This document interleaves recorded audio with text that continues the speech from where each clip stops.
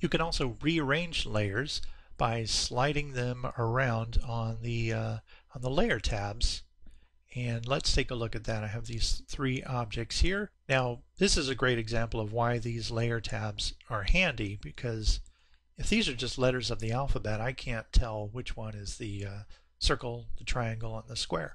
So I'm either going to pop those out where I can see them, or I could see them over in the Layers tab. Sometimes to have the most ability to do different things, you might have the Panel tab open, and that's why it's good to have this Layers pop out so that you can be able to use more than one thing at once. So let me first do it with the Layer tabs open. All I need to do is click and drag to move a layer.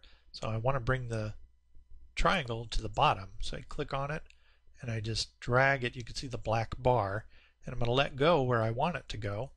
And there you can see that the triangle has moved to the bottom. And I will do the same with the circle. I'm going to click on it and move it all the way to the bottom, actually even behind a hidden layer, and that's fine. So I still have, from going bottom to top, circle, triangle, and square. So these layers can be moved all around, and I'm going to do it one more time. You see, I can't remember which one was the square. All right, the square is C. If I had renamed that, I would call it square. That makes it a lot easier. Now watch as I just drag it downward, click and drag, and you can watch that little T, what does that look like? Like an I-beam, and just drop it wherever I want to, and you can see how that works out with clicking and dragging. What's really cool is that you can drag a layer from one panel to another by using the thumbnails layer. Now right now, the thumbnails layer isn't big enough, or is not tall enough for me to see the layer tabs.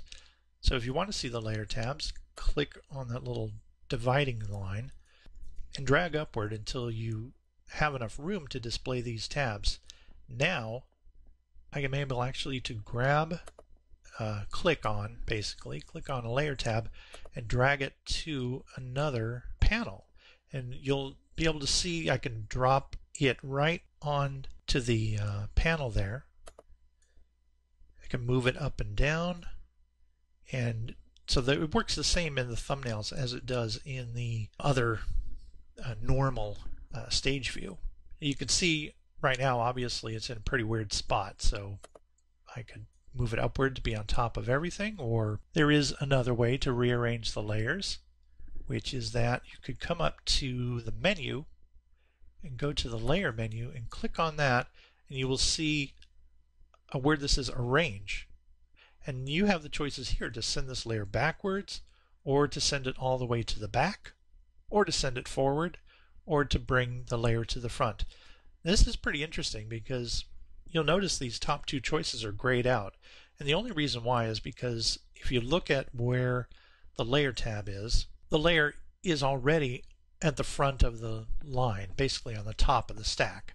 So that option isn't available to bring it to the front because it's already in the front, and it can't bring it forward because it's already forward. But I can send the layer backward one step, and when I do that, it now falls down one step. I could do it again.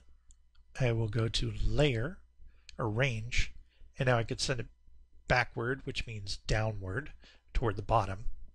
I can send it all the way to the back, but now these have been enabled because now there is room to move it to the front. There is room to move it forward, which I will click on right now, and it has popped back up to where it was before.